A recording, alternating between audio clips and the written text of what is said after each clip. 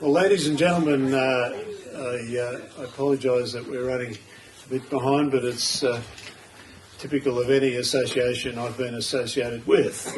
It does. So, but I'm delighted to welcome Gary Furnell and introduce him briefly for his paper on Chesterton and Flannery O'Connor.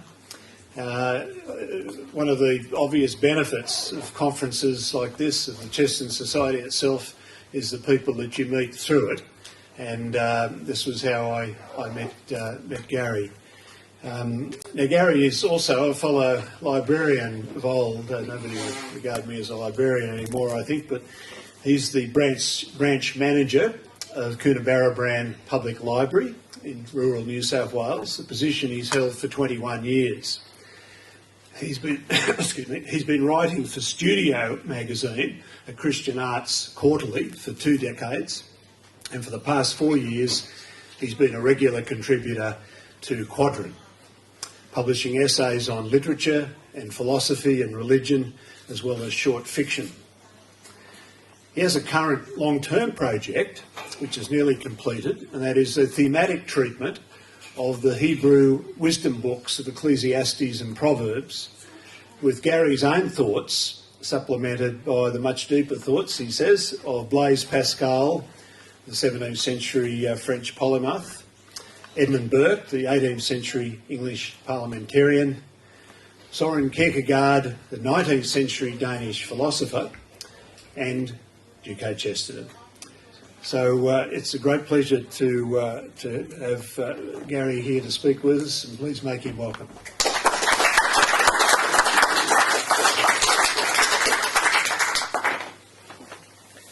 Thank you, Carl, for those kind words.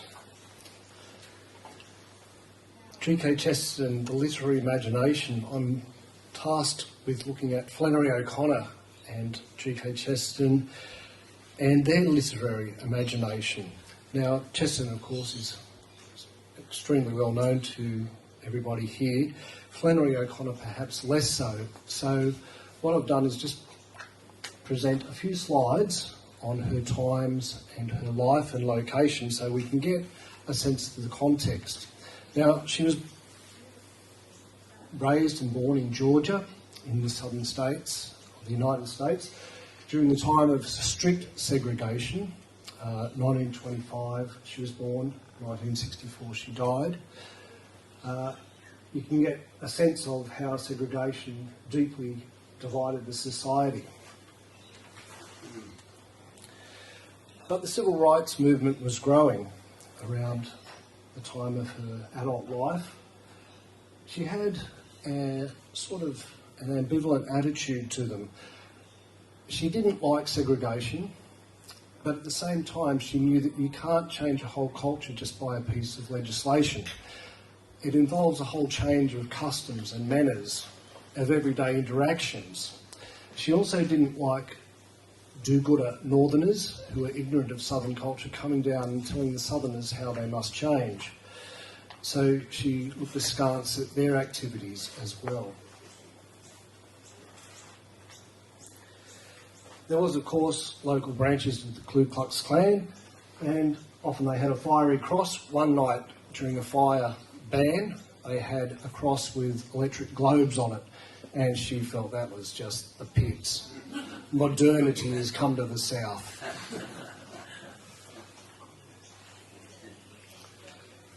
There was a time of great pride in America. Of course, it was the Cold War, and they were the great free nation in opposition to the oppressed communist nations.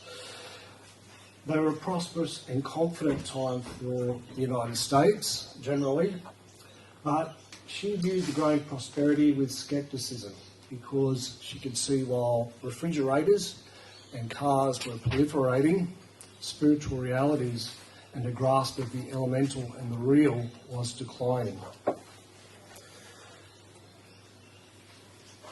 Flannery O'Connor loved stock car racing on TV. Seems an odd delight for an author. She especially liked the interviews with the drivers, who were mostly soft-spoken, polite farm boys. She used to watch it with just delight and think, look at these guys, they're driving around these cars, having incredible crashes and taking incredible risks, and they're just gentle farm boys. So she really enjoyed the interviews as much as the racing. She was a Catholic in the Protestant South. Everywhere there were churches of different denominations. There were odd sects. There were strange self-proclaimed prophets and itinerant evangelists. They were common. And they gave her rich inspiration for her characters. And I'll do with that in my paper. She didn't live long. As you can see, she died when she was 39. And for the last years of her life, she was limited to the family farm with a few trips to conferences where she needed to get money for her medicine. So that's why she went and spoke as often as she was able to, which wasn't that often. She loved poultry and collected all kinds of weird animals. One of her favourites was a duck with only one eye. But she also liked peacocks and peafowl, and one of her favourite things that the peafowl did was whenever anyone would come up with a cigarette, they'd be talking to her. One of the peacocks would come up, tear off with a cigarette, and do whatever peacocks do with cigarettes. This was the family house, a weatherboard two-storey house, quite basic in rural Georgia. It's now a museum hosting lots of Catholic pilgrims who would like to be fiction writers to Andalusia in Georgia. She was a great avarist, I think. It doesn't get much credit for that. But you can get a sense of her spirituality through this. When we get our spiritual houses in order, we'll be dead. This goes on. You arrive at enough certainty to be able to make our way, but it is making it in darkness. Don't expect faith to clear things up. It is trust, not a certainty. Another one of my and Carl's favourite aphorisms. You shall know the truth, and the truth shall make you odd.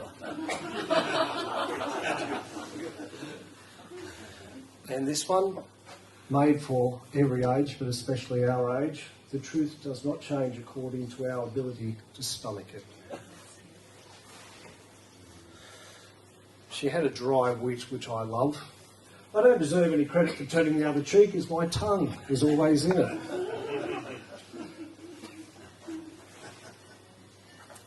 And this is a good one for those in academia.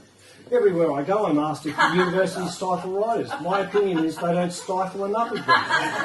There's many a bestseller that could have been prevented by a good teacher. As an aside, it occurs to me that there are more and more creative writing courses across our nation, but are there more and more great novels? I tend to doubt it. This is a profound quote, I think. At its best, our age is an age of searchers and discoverers, and at its worst, an age that has domesticated despair and learned to live happily with it. Did you get that photo? I'll be referring to this in my paper, how she specialised almost, as it were, on grotesque, freakish characters. The freak in modern fiction is usually disturbing to us. Why? Because he keeps us from forgetting that we share his state. So I've called my paper Chesterton and O'Connor and the Eruption of Grace. Eruption because that is a breaking or a bursting in, a violent incursion or invasion. There are only two things that can satisfy a soul, and they are a person and a story.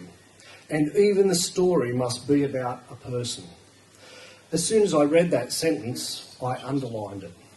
It is in G.K. Chesterton's essay, The Priest of Spring, and it is a neat summary of his philosophical and fictional focus. To the hard of hearing you shout, and to the almost blind you draw in large, startling figures. As soon as I read that sentence, I underlined it too. It's in an essay from Flannery O'Connor's prose collection, Mystery and Manners. It was O'Connor's response to a question about her violent stories featuring bitter, proud or petty characters caught in extraordinary and traumatic circumstances, often of their own making. She said she wrote the way she did in order to convey a vision of sin and grace to a secular culture that was hard of hearing and almost blind to these two most basic Christian truths. Like O'Connor, Chesterton wanted to convey a religious vision to a culture that had little time for sin, grace or even wonder. We can learn a great deal from both Catholic writers. Sharing something of O'Connor's brief life is appropriate because, as I said, she's not that well known in Australia. She was born in 1925 in Savannah, Georgia. She was born Mary Flannery O'Connor, and she was educated at local schools. She attended Georgia State College for Women, then went to the School for Writers at the University of Iowa. She used her second name, Flannery, because she thought Mary O'Connor sounded less like an author and more like an Irish washerwoman. Her father died when she was 15 of lupus. Flannery was diagnosed with lupus, an incurable disease with hereditary links, in 1951, aged only 26. She coped with this condition and others, including rheumatoid arthritis, anemia and a uterine tumour, all of which robbed her of energy and limited her mobility, eventually leading to her death in 1964. She was 39 years old. She lived the last 13 years of her life with a mother on the family's 550-acre farm near the small town of Milledgeville, Georgia. Her attitude to her many illnesses is captured in this 1953 letter to her close friend, the poet Robert Lowell. I am making out fine in spite of any conflicting stories. I have enough energy to write with, and as that is all I have any business doing anyhow, I can take it with one eye squinted as a blessing. What you have to measure out, you come to observe more closely, or so I tell myself. After her death in 1964, Flannery O'Connor was the first American fiction writer to be honoured by the Library of Congress with a special edition of her complete works. And that honour recognises that her fiction has a liveliness, a deep sense of all the human realities, including spiritual and philosophical realities, and that she possessed a unique prophetic vision that needed to be celebrated. She published 2 slim novels and 2 slim collections of short stories. After her death, a volume of her letters, The Habit of Being, and a collection of addresses and essays, Mystery and Manners, were published. Despite the modest amount of fiction she published, and this is going to be a big statement, I can think of no other 20th century writer, not even Chesterton, Graham Greene, Evelyn Waugh or C.S. Lewis, who has much to offer a contemporary fiction writer with a religious worldview as this sardonic Georgian pedophile fancier. To anyone interested in writing fiction as opposed to studying fiction, Mystery and Manners is a book of very rich practical and aesthetic value, and the best of her short stories, and that's all of them, so there's not a lot, are examples of what you can do with brevity and depth together. When I first read her second collection of short stories, Everything That Rises Must Converge, I frequently finished each story with a sharp intake of breath. Often the stories ended with a violent event that I didn't anticipate, nor did O'Connor when she wrote them. She didn't see how a story would resolve until she reached the climax. The violent resolution was as much a shock to her as when she wrote it as it is for the reader. She uses violence for a variety of purposes. First, to bring characters back to reality. Second, to express a clash of values. And third, and not least, to explore the mysterious friction that results when the spiritual and the physical collide. One of the aspects I'll explore in this paper is the value of violence in fiction for the writer with a religious philosophy of life, and the differences between Chesterton's use of violence and O'Connor's use of violence. O'Connor writes, Our age not only does not have a very sharp eye for the almost imperceptible intrusions of grace, it no longer has much feeling for the nature of the violences which precede and follow them. Her characters, through death, injury or accident, are forced into sudden and agonising reappraisals of themselves or their values because they weren't expecting either sin or grace to enter their nicely ordered lives. In her short story, A View of the Woods, a grandfather wants to sell a parcel of land near a highway so a gas station can be built. Grandpa is a go-getter. He believes in progress, opportunity, business. He doesn't get along with the rest of his family, but the obvious favourite among this surly lot is his young granddaughter, whom he idolises as his one true image bearer. But she doesn't want him to sell the land either, nor do any of their family. Their feeling is that the land, even though it's just a poor block of pasture, provides the context for the family's history. However, the arrogant grandfather persists in his vision of progress and prosperity, and he sells the land. He and his beloved granddaughter argue over the sale, and then they fight when he tries to give her a spanking for sassing him. But the spirited girl attacks her grandfather, viciously scratching and biting him. Knocked to the ground, Grandpa fights back. He gets on top of his granddaughter and bangs her head against the dirt, not knowing the dirt hides a sharp rock. He kills his favourite granddaughter. He bashes her to death. And for what? Progress? Despite her bitter father and sour siblings? To demonstrate his power over the family and the land? The story ends, as do many of O'Connor's stories, in a moment of personal trauma that allows a grasp of the elemental and the real. And there is no numbing of this traumatic experience for the characters in the story. The pain is acute and undeniable. In fact, denying the state of their own heart is what they've been doing for too long. In his book, The Name of God is Mercy, Pope Francis says this: "The corrupt man often doesn't realise his own condition, much as a person with bad breath does not know they have it. And it's not easy for the corrupt man to get out of this state by feeling inner remorse. Generally, the Lord saves him through life's great ordeals, situations that he cannot avoid, and which crack open the shell that he has gradually built up, thus allowing God's grace to enter." O'Connor says something very similar in Mystery and Manners. She says, "In my own stories, I have found that violence is strongly capable of returning my characters to reality and preparing them to accept that moment of grace. Their heads are so hard that almost nothing else will work. This idea that reality is something to which we must be returned at considerable cost is one which is seldom understood by the casual reader, but it is one which is implicit in the Christian view of the world. In contemporary Australia, we too, it seems to me, are losing our sense of spiritual, moral and economic reality. And if a Christian writer wants to address this loss and to dramatise in fiction, film or play how a return to reality may occur, then, like O'Connor, he or she will probably have to use some form of personalised violence in their story. It isn't parenthetical to this argument, but rather central to note that Islamists have recognised that violence, in their case real violence, not fictional violence, is one method to get people's attention and get it quickly.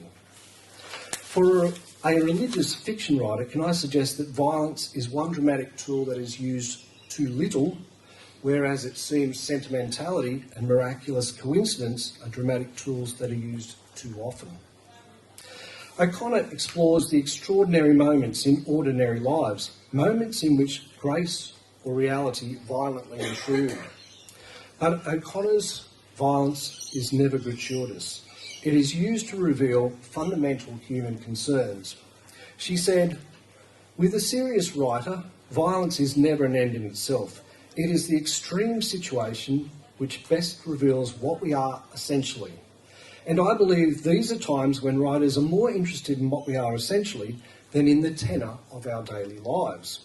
Violence is a force which can be used for good or evil, and among other things taken by it is the kingdom of heaven. But regardless of what can be taken by it, the man in a violent situation reveals those qualities least dispensable to his personality, those qualities which are all he will have to take into eternity with him. And since the characters are all on the verge of eternity, it is appropriate to think of what they take with them. O'Connor insists that violence or comedy, and both are found in equal measure in her work, are natural consequences if a writer attempts to link a concrete image with mysteries that are invisible, yet as real to the writer as anything that everybody sees. This is the violence born when the distance between the mysterious and the familiar is suddenly compacted. It is the violence that comes when the spiritual and the physical collide. It is everywhere in Scripture, for example. When God's Spirit is present, oceans roar and mountains melt like wax, as expressed by the psalmist. When Christ confronts evil spirits, thousands of swine run headlong down a cliff and drown themselves in the sea, as described by the Gospel writer. At the resurrection of Jesus, there is an earthquake. The temple curtain is torn in two. Rocks are split apart. Tombs are opened.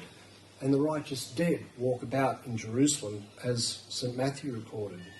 It's a form of violence perhaps best expressed by that terrible holy pronouncement, "No one can see my face and live." When the spiritual meets the physical, there is violence of some kind. It is either psychological violence or physical violence, but violence will be present to some extent. Soren Kierkegaard is one of my heroes in the faith, and this is in a journal entry from the last years of his life. As the fisherman, when he casts his net, makes a noise in the water in order to chase the fish in that direction and make a good haul.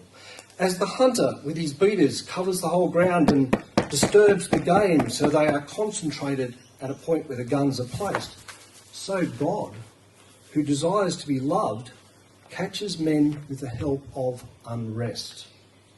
Christianity is the most intense, strong, and greatest possible unrest.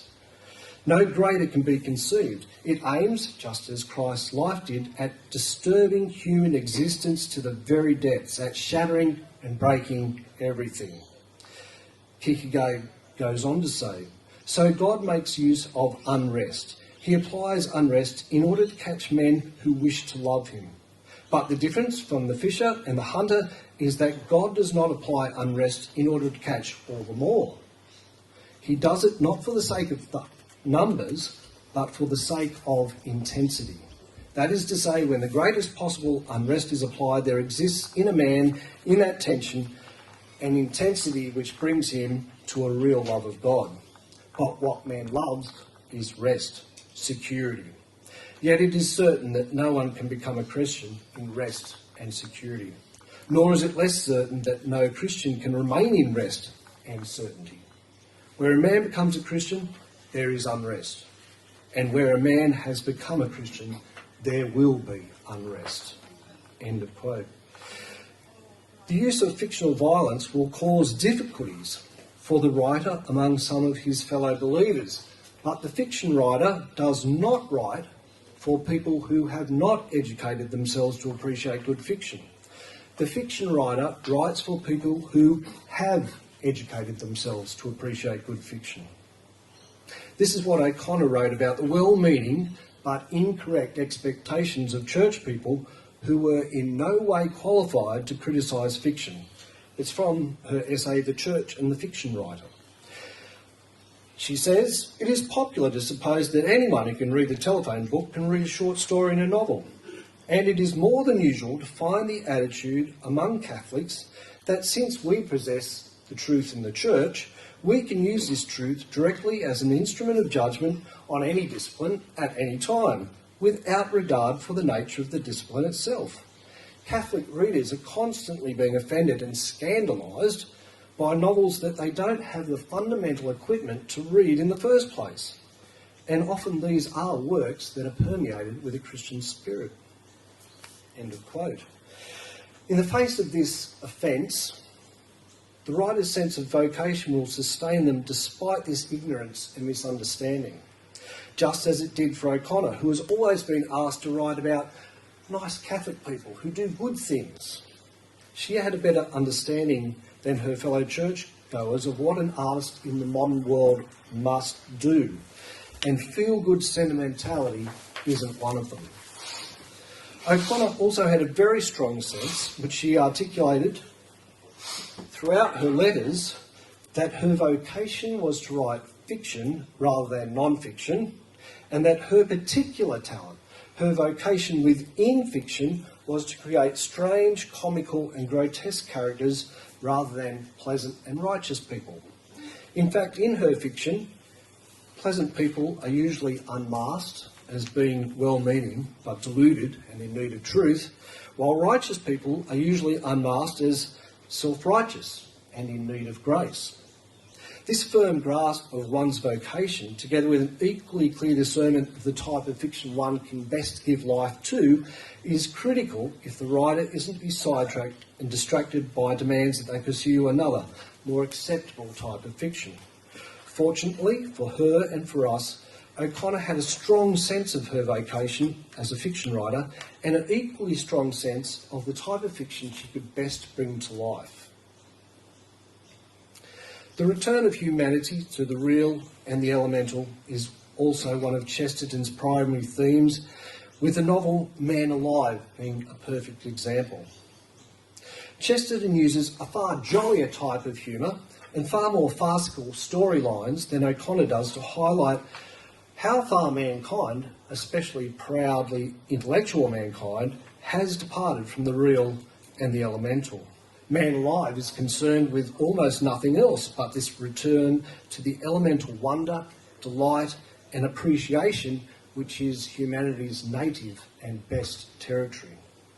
In this fun-filled novel, the violence is almost fit for a pantomime, as a man sneakily breaks into his own house to get a fresh vision of the wonderful bounty of his possessions.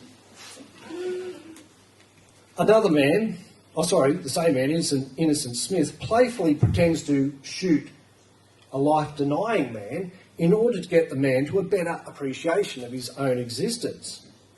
It's great to read, and it makes its points in a witty way that hurts no one. However, I don't think it has the piercing quality of O'Connor's portrayal of individuals being returned to reality through her use of violence. To get a glimpse of the different uses of violence in Chesterton and O'Connor, we can compare the violence of the grandfather inadvertently bashing his granddaughter to death in O'Connor's story with the brawl scene in Chesterton's Club of Queer Trades. There, 6 robust men fight in the small lounge room of a house. Fists are flying, and the men tackle and body slam each other. They club each other with bits of furniture, but no one seems to get really hurt or to get really angry and vengeful. It's more like a playful scrum between rugby players than a real fight with contusions, boiling emotions and sudden pitiless enmity. And right there is one of the key differences between O'Connor and Chesterton. Violence is not incidental to O'Connor, but central to her purpose of getting humanity's attention to the great issues of life and death. But for Chesterton, violence was more incidental, and the action of grace was largely cerebral, as in many of the Father Brown stories, where a dead body is discovered, and the story then revolves around Father Brown's observations and thought processes. It's a more rationally based elucidation of some aspect of grace rather than a traumatic and intuitive stab of grace. In O'Connor's fiction, violent bodily trauma alerts a person's dull spirit to its own lost condition. In Chesterton's fiction, a crisis of conscience or reason alerts the person to the need of grace or truth.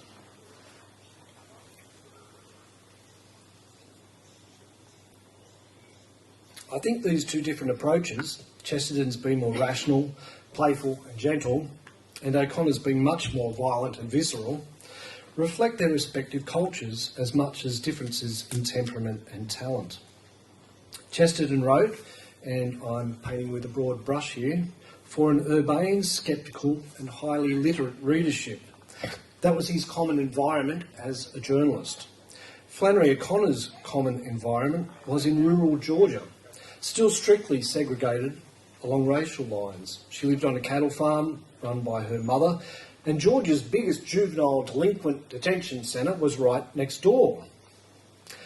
If any of the boys escaped, they were hunted with hound dogs across the O'Connor property. Sorry, it was nearby, it wasn't right next door.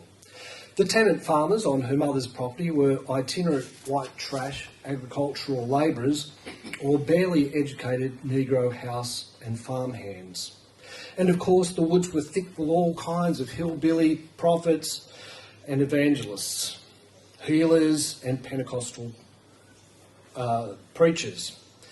There were cultured intellectuals, but they, in the late 1940s and 50s, were anomalies in southern rural society. In O'Connor's fiction, the self-styled intellectuals scorn the rural people, while the rural people merely tolerate the pretentiousness of their college-educated sons and daughters who return home to do nothing but sneer at their surroundings. O'Connor gives these young, nihilistic upstarts a consistent beating in her books. It's good to see, and it's one reason I like her stories. So, Chesterton wrote in and for a society led by an elite who were hell-bent on secularism and with a declining understanding of Christianity. And certainly there was little interest in the doctrines of the fall of man, the devil and his works, or the need for redemption. In Chesterton's England, rationalistic progress was the intellectual fad until the carnage of World War I exposed that fad as a fraud. In contrast, O'Connor knew she had the great advantage of living and writing in the southern United States, where large segments of the population still had a significant appreciation for man's fallenness and a strong feeling for spiritual realities.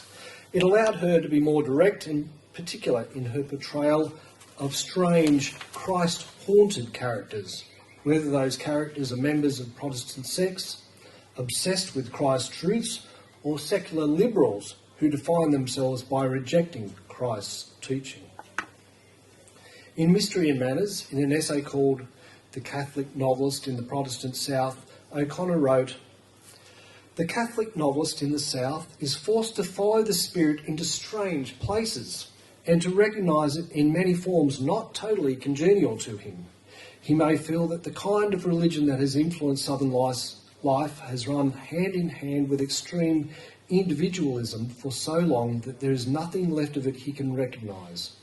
But when he penetrates to the human aspiration beneath it, he sees not only what has been lost to the life he observes, but more, the terrible loss to us in the church of human faith and passion. I think you will feel a great deal more kinship with backwoods prophets and shouting fundamentalists than he will with those politer elements for whom the supernatural is an embarrassment and for whom religion has become a department of sociology or culture or personal development." In the same essay she observed, "The opportunities for the potential Catholic writer in the South are so great as to be intimidating. He lives in the Bible Belt where belief can be made believable. He has also here a good view of the modern world. A half hour's ride in this region will take him from places where life has a distinctly Old Testament flavour to places where life might be considered post-Christian. Yet all these varied situations can be seen in one glance and heard in one conversation." The close proximity of the oddly spiritual and the proudly secular also allowed her to be comedic and extreme in her portrayal of religious people who are right in heart, however eccentric in practice they might appear. Such characters might seem highly unlikely and deeply unusual for O'Connor's New York book reviewers, but many people in the South had a neighbour or a family member who was a religious eccentric. It wasn't unusual for them, even if the neighbour or the family member was an unwelcome embarrassment. The presence of these strange people in her society gave O'Connor both inspiration and permission to explore their beliefs and rituals, to contrast them with unbelievers and to put them in conflict with sceptical culture. In other words, the presence of religious oddballs was a particular benefit for O'Connor's fictional purposes, and part of O'Connor's talent was the ability to make these oddballs both real and worthy of a grudging but deep respect. In the short story Greenleaf, one religious oddball, Mrs. Greenleaf, a farmer's wife, practices a strange kind of healing prayer ministry. She cuts out newspaper articles dealing with celebrity divorces, murders, disfiguring accidents, train wrecks and plane crashes, and she takes them to a lonely paddock. She digs a hole, puts all the newspaper clippings in the hole, replaces the dirt, and then spread eagles herself on the dusty mound and flays her arms and legs as she prays for healing with the people whose afflictions have been reported. It's a practice I'd like to see the senior staff at Camping College make a daily routine, perhaps in a discreet corner of the college grounds. Mrs. Greenleaf works herself into a state of tears, wailing and filth, and it's at this point that a neighbour passes by and sees her. The neighbour, Mrs. May, about the same age as Mrs. Greenleaf, is disgusted by the self-humiliating scene as Mrs. Greenleaf continues her healing prayers despite her sceptical neighbour's presence. I'll read a bit. "Oh, Jesus, stab me in the heart," Mrs. Greenleaf shrieked. "Jesus, stab me in the heart." And she fell back in the dirt, a huge human mound, her arms and legs spread out as if she was trying to wrap them around the earth. Mrs. May felt as furious and helpless as if she'd been insulted by a child.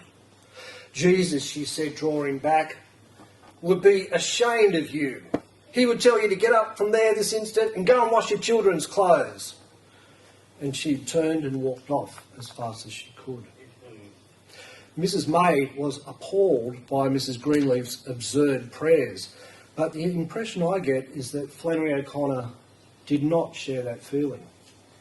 The faith and passion on display were real and vital, even if the particular expression of intercessory prayer was madly astray. Odd people doing the right thing, but in weird ways. It's a theme dear to both Chesterton and O'Connor. Chesterton, of course, also had his goofs and eccentrics. The retired judge that everybody thought was nuts in the Club of Queer Trades is one example. The anthropologist, also in the Club of Queer Trades, who tries to invent an alphabet of movements for a dancing language, is another goof and eccentric. Adam Wayne in The Napoleon of Notting Hill, and my favourite Chesterton eccentric, Innocent Smith in Man Alive, just to name a few. They're all oddballs, but in the great majority of cases, Chesterton's oddballs are consciously using their odd behaviour to make a point. It's a deliberately chosen form of oddity, and the comedy attached to their oddity is part of their strategy to remind people of life's neglected fundamentals. But in O'Connor's fiction, the oddballs and eccentrics are driven by their religious instincts. There is nothing contrived about it. They are deadly serious, even if we laugh at them, and they don't mean to turn anyone else towards spiritual truths, but to gain it for themselves first and foremost. It's their own souls they seek to save, not anybody else's soul. In the first of her two slim novels, Wise Blood, and the title itself is a recognition of the importance of religious instincts to O'Connor and her fictional protagonists, the main character is a demobilised soldier named Hazel Motes. He travels in a bomb of a car around small southern towns. He's a sort of street preacher, but not for Jesus, rather against Jesus. Instead of yelling on street corners that people need to be redeemed, he yells at them that there ain't no redemption. The afterlife is a lie. Jesus' resurrection never happened, and he tries to launch his anti-church, the church of truth without Christ, where the blind don't see the lame don't walk, and them that are dead stays that way. Carl, do you think you've been redeemed? There ain't no redemption because there was no fall. There ain't no sin. There's nothing you need to be redeemed from. Kevin, do you believe in sin? Sin is a trick they teach the uneducated. Michael, I know you have a good car. I'm here to tell you, a man with a good car doesn't need anything more than that to be justified. Such was Hazel Motes' nihilistic message. But Hazel has his moment of grace, a violent one of course, which changes him deeply, and his forms of penance are as extreme as his former nihilistic preaching. He blinds himself by smearing quicklime in his eyes. He puts sharp stones in his shoes and wraps barbed wire tightly around his chest, all of which greatly alarms his landlady, who discovers the rocks in his shoes and sees the blood on his sheets. She begins to reprove him for his strange behaviour, but Hazel Motes tells her that he might be blind, but she's the one who can't see. Again, like Mrs. Greenleaf, polite society considers Hazel Motes a pathetic, crazy person, but O'Connor seems to portray him as a man who, in a strange fashion, has a strong grip on invisible realities. A man who is attentive to the demands of the spiritual. It's exactly how Chesterton sees Father Brown and Innocent Smith, but the means of portrayal by O'Connor are very different from those of Chesterton, even if the point they want to make is largely the same. I'm not defending the self-harm proclaimed by Hazel Motes. I only note that another of my heroes, the French polymath Blaise Pascal, deliberately ate very plain food and sometimes wore around his chest strapping with metal studs in it as a means of self-mortification. Better that than complete indifference to the realities of holiness and sin and the sacred centre of our lives. In one of my own short stories, The Ravens Fed the Prophet, published in Quadrant a couple of years ago, I tried to explore the idea in contemporary Australian society of a religious oddball who repels people but who nevertheless has hold of something vital.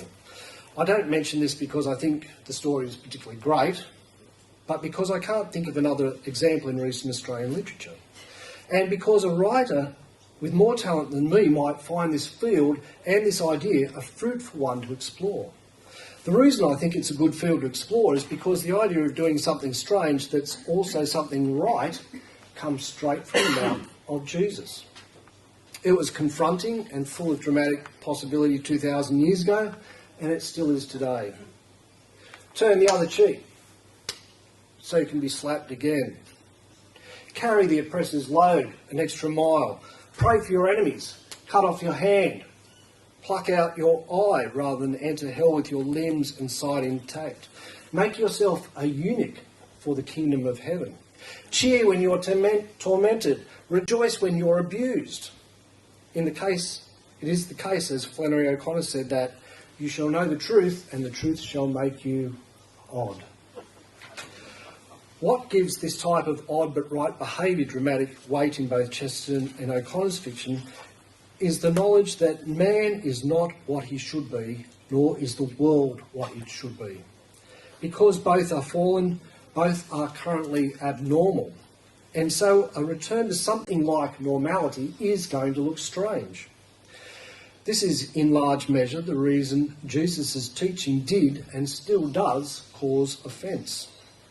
The emphasis on present abnormality and the fact that a return to normality is going to look strange is the unique perspective of the Christian writer, and it adds, or it should add, an extra level of rich complexity to religious writing. O'Connor wrote that she was able to portray grotesque characters because she had a vision of what normal humanity looks like. The anthropology of the church gave her this picture of human normality. In other words, in order to identify abnormality, you have to know what normality looks like, and it won't look like much that you're used to. In a similar vein, Chesterton said, "The world is so topsy-turvy that turning things upside down puts them on their feet for the first time. It turns out that what is commonly accepted by secular culture as normal and desirable is in fact abnormal and grotesque. Critics of religion routinely insist that their feet alone are on the ground, but as Chesterton observed, they say this while standing on their heads. It's no wonder that their perspective is so frequently skewed. Both O'Connor and Chesterton provide a corrective to this distorted secular perspective by turning things upside down and thus portraying humanity standing properly on its feet.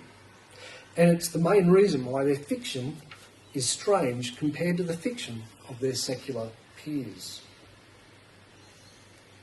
There's an additional reason that a sacred orientation is a challenge or appears strange to many people, especially in our secular culture.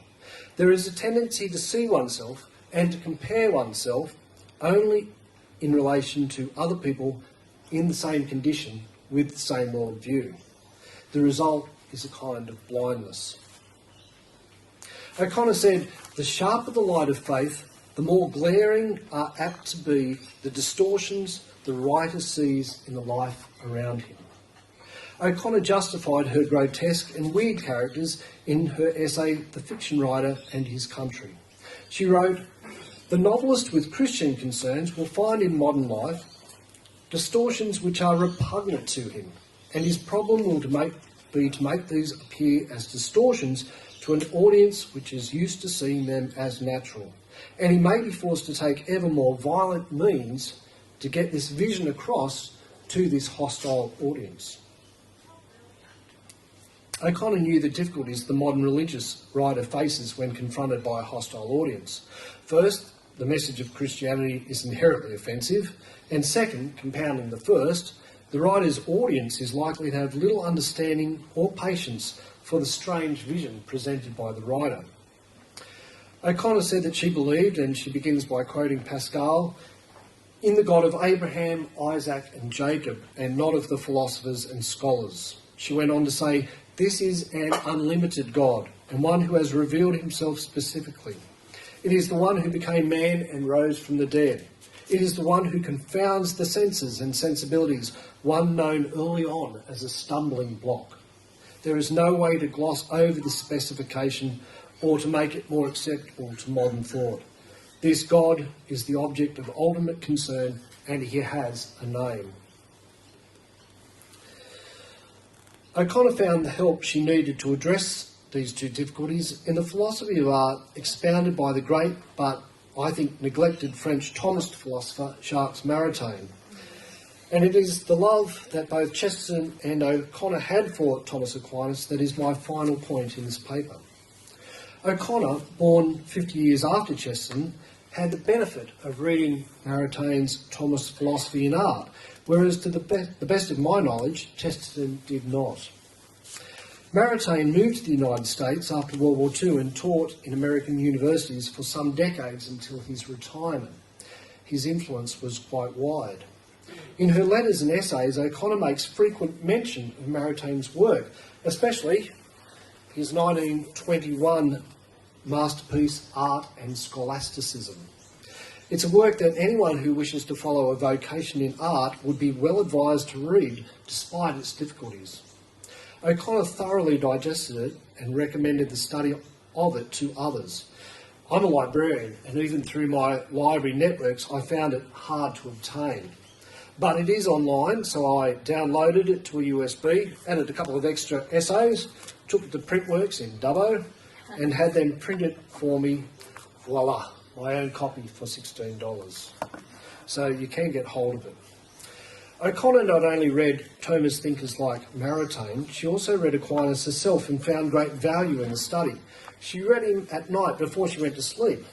O'Connor's mother, probably prompted by concern for her daughter's frail health, would approach her daughter and suggest she turn off the light and go to sleep. O'Connor told a friend in a letter that she would respond, "Aye," with lifted finger, and broad, bland, beatific expression would reply, "On the contrary, the light, being eternal and limitless, cannot be turned off, so I'll shut my eyes." One important benefit for her art that she gained from St. Thomas was the conviction that the senses are crucial to man's understanding. And so when writing fiction, she had to describe things in a way that honoured man's senses as he encountered the particulars of reality. If a writer did not pay close attention to the sensible particulars of the world and describe them in his fiction, then he was guilty of what she called weak specification. I think there she's quoting Henry James. She is not guilty of weak specification herself. The attention to particulars apprehensible through the senses gives her writing its immediacy and vibrancy. In the nature and aim of fiction, she said, "The beginning of human knowledge is through the senses, and the fiction writer begins where human perception begins. He appeals through the senses, and you cannot appeal to the senses through abstractions." In another essay, she said, "Fiction is about everything human, and we are made of dust. And if you scorn getting yourself dusty, then you shouldn't try to write fiction. It's not a grand enough job for you." Chesterton, of course, has strong specification in his fiction. He didn't scorn getting himself dusty. His writing is filled with things and the sensations they engender. And I suggest that, at least in part, he got this delight in created things from St. Thomas. The Father Brown stories in particular are full of closely observed and described particulars.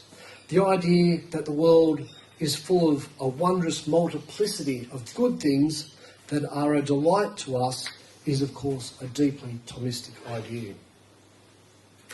The other important benefit from her art that O'Connor gained through the Thomism of Jacques Maritain was the idea that the artist has to honour the autonomous identity of the artwork he was struggling to bring into being.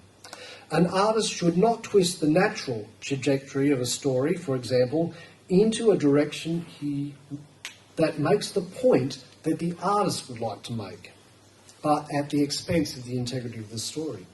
An artist has to create what they are given to create. There is but one form that a story can legitimately take, and the writer is not free to manipulate the story in any other direction. O'Connor said, "Stories don't lie if left to themselves, but the temptation is always to make the story say something that the artist wants to say, rather than find the natural form of the story and let it speak for itself." Chesterton was aware that this principle was something he violated in his novels, and that's why they may be great to read, but they are not all great novels. He admitted as much. He said his novels are, and I quote, "not as good as a real novelist would have made them." Chesterton recognised that his characters and their stories were subordinate to the ideas he wanted to express, with the result that he pushed a story where he wanted it to go, rather than where the characters would have led it if they were fully fledged figures. In his novels, at least, he didn't sufficiently honour the autonomy of the artistic creation, but instead sought to manipulate it. And he knew this meant he produced less than fully formed novels. He said, and Mr. Sheridan alluded to this quote this morning, "In short, I could not be a novelist because I really like to see ideas or notions wrestling naked, as it were, and not dressed up in a masquerade as men and women." I think this shortcoming was exposed in his novels because of their greater length, but it doesn't mar his Father Brown stories because their brevity gives Chesterton less opportunity to manipulate, and so they emerge with greater autonomy and substance. In art and scholasticism, Maritain expounded a practice of art that emphasised that an artist always has to work for the good of his art object, to bring as fully as possible into being that which was inherent in the thing he was trying to create. Having any other aim would compromise the creative process, and that meant a loss of power and integrity in the art produced. I think this was Chesterton's mistake in his novels. It's why they aren't quite as credible as novels as they could have been. O'Connor, on the other hand, had internalised Jacques Maritain's Thomistic ideas about creative work, and so she was always trying to bring to life the story that she had been given. That was her first aim, to honour the integrity and credibility of one given story. The story could proceed in only one way if it was to be credible, and she had to find that way. It was hard work.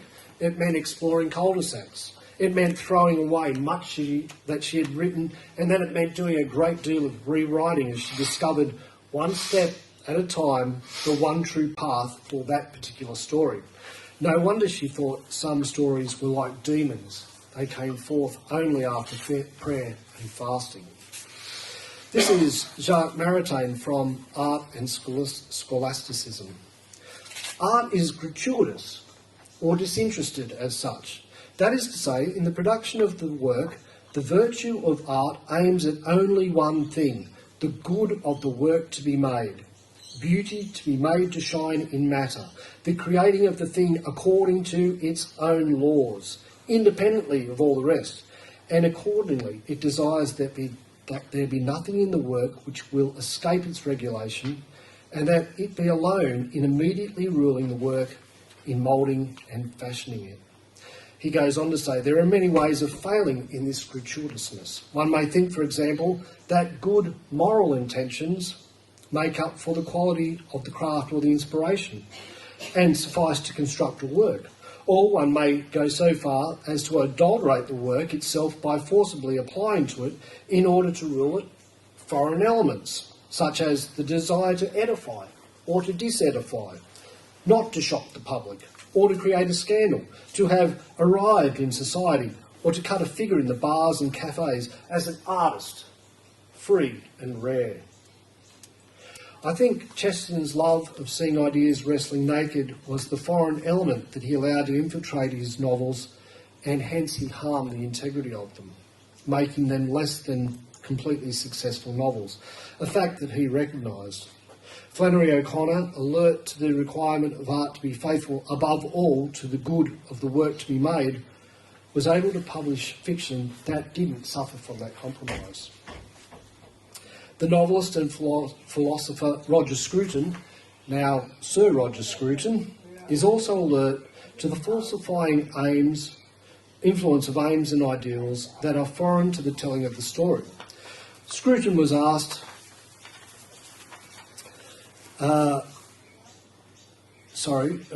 he's both a greatly accomplished philosopher and, as you may not know, he's a celebrated novelist.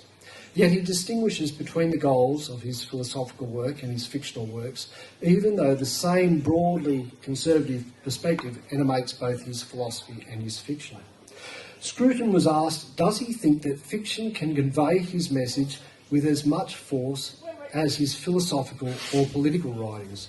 And this is his answer. It's difficult to judge. Fiction is not there to exhort people, to change their ways, or to advance a political program. When it does try to do that, it is always a artistic catastrophe, like the social realist novels that came out of Russia in the 1930s. But fiction has a greater capacity than philosophy to show the world as it is. Hegel describes art as the sensuous embodiment of the idea, meaning that art gives to the thought it expresses an immediate and sensory impact. The response to the novel should be, yes, this is how life is. And if you get it right, then you don't only produce that response, you also elicit sympathy for your characters. This is not like an exhortation, a propaganda invocation to go out and change the world. It is a way of offering your readers emotional knowledge, putting them in touch with possibilities that might otherwise have remained hidden. End of quote. Putting readers in touch with possibilities that might otherwise have remained hidden. That's something Chesterton and O'Connor sought to do through their fiction. O'Connor described good fiction as plunging into reality. She said, I'm always irritated by people who imply that writing fiction is an escape from reality. It is a plunge into reality and is very shocking to the system. As a fiction writer, particularly one who shares O'Connor's faith, is I'll start again. A fiction writer, particularly one who shares O'Connor's faith, is profoundly challenged by the depth of her commitment to writing fiction really well. Fortunately, they're also aided by her example of a writer unafraid to portray sin and grace in all their violence, operating in the lives of individual human beings. What Flannery O'Connor achieved in her brief life provides enough instruction, correction and rebuke to clear away sentimentality, unreality and laziness from the efforts of any writer. She makes a whip of cords and drives the untalented and the uncommitted from the courts of literature. She tells them sternly, "Get out. They have no business to be there." Such clearing, as you know, is a violent and shocking act, but it's one that's necessary for the entrance of grace.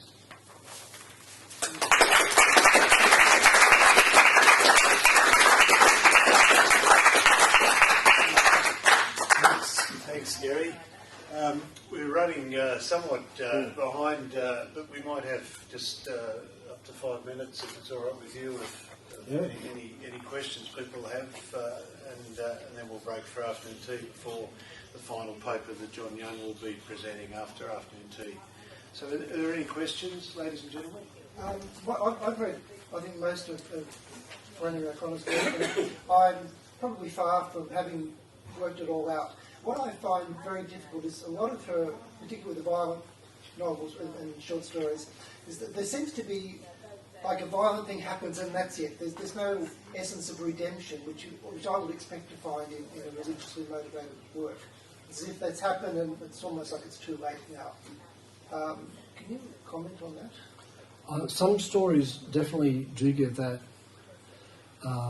leave you with that effect.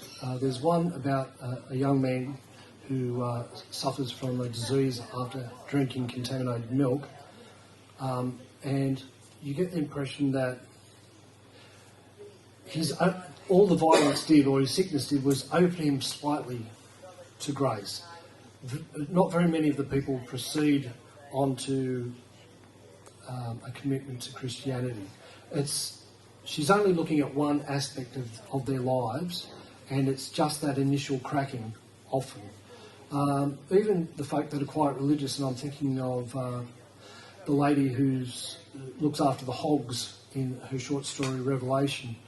That lady comes to a more fuller understanding of God's grace to everybody, not just to nice white middle class people like herself. And I'm thinking of the story where the young intellectual son, Asbury, comes back and accompanies his mum to the weight loss centre, and she has a heart attack and dies, and he's just been berating her and mocking her the whole time.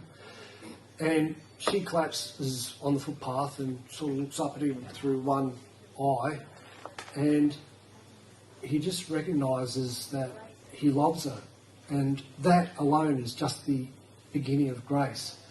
But I do tend to agree with you, they don't often move further than that. But as O'Connor says, many of her characters are so hard that it's going to take a lot of cracking to get that shell to open.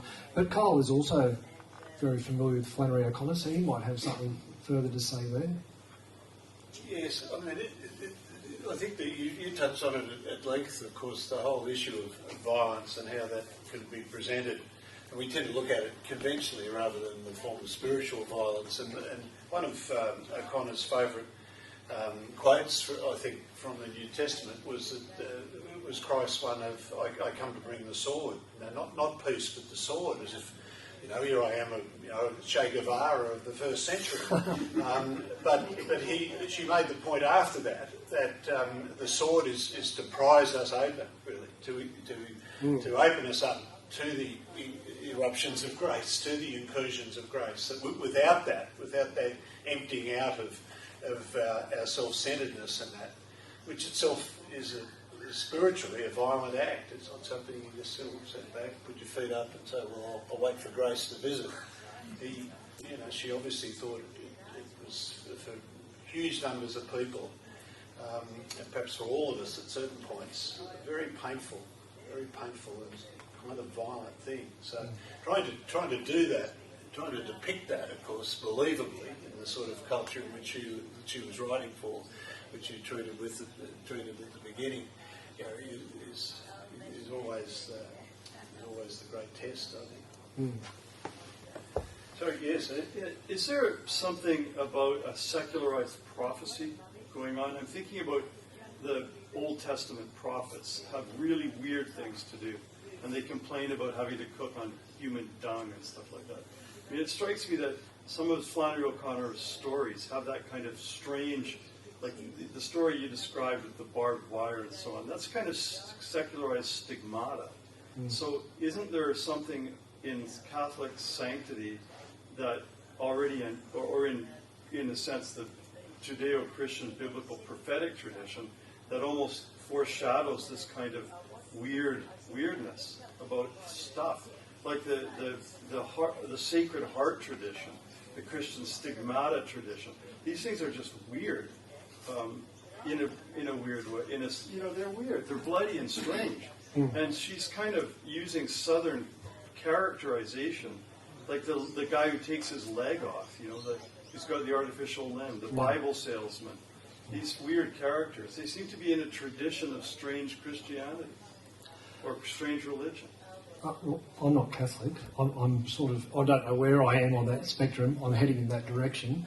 But yeah, it does strike me as one of the things that Protestants will point out about Catholicism, that it's filled with blood and crazy images. So I understand to some extent where you're coming from, and I'll ask Carl to comment, who's got a longer Catholic tradition than me. But I think you're right. There is an Old Testament prophet. She loved the Old Testament prophets and undoubtedly looked to them as well as to the oddball hillbilly evangelists for inspiration. They did very dramatic. They had to do dramatic things to get people's attention, like John the Baptist ate locusts and wore camel skin. A lot of the Old Testament prophets were strange people. Like one was fed by ravens. They're strange people doing strange things, but they're doing the right thing. And that's what she picked up on, and that's what she highlighted among the hillbilly evangelists and the odd Protestants that she came across. Carl, I think Christopher Derrick once commented, he was an author, English author, died a few years ago. He once commented that if you ask a Christian to give an example of love in action, he'll point to the crucifixion. If you said that in the pages of the Sydney Morning Herald, you'd probably be, well, apart from the fact not being published, you'd probably be carted off too. Because, the idea of such an atrocity representing the ultimate act of love. So, I mean, she's very much in that stream. And Ronald Knox used to say that if you tear a text with sufficient violence out of its context in the New Testament, you can have it prove anything. Teetotalism, baby killing, 101 things. If it's not seen in the context in which it not only is there, but the total context of Christ's teaching. So there's probably a lot more that could be said about that. But yes, Sean. I wonder if we're being called. I mean, it could be odd and may not be palatable, but are we being called to self-sacrifice? And when it comes to God, I think it's unpalatable. It doesn't have to make sense, but it has to be done. And sense may come later. We may make sense of it at some other stage down the track. I don't know. I've never read the lady. Simeon, sorry, I missed you there. I wonder, because I've always found Flannery O'Connor quite difficult. What Stephen mentioned, that it's a topic of violence, and that's what you call the cracking up. On the other hand, there is something about that reminds me of the idea of the dark night of the soul, and the darkness that as you enter into the spiritual journey becomes much more present.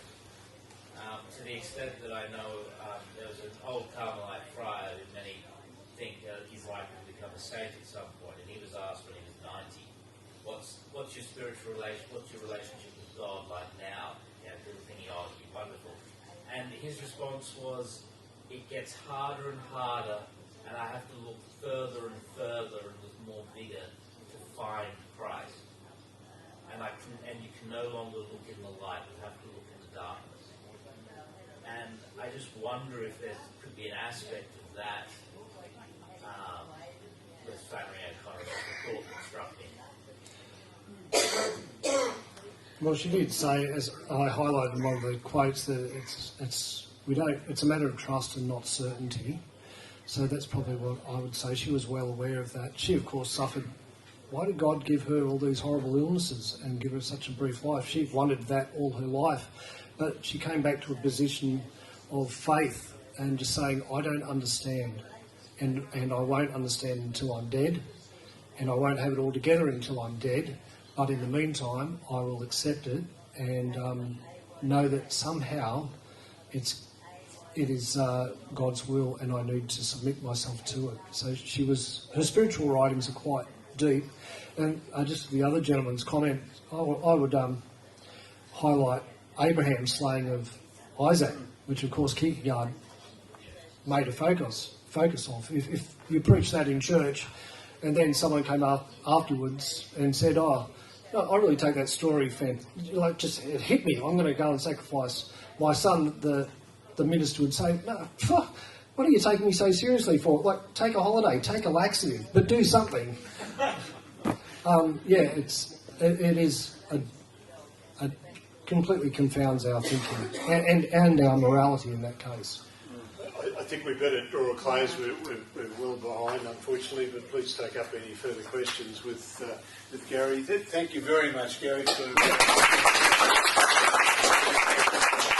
for...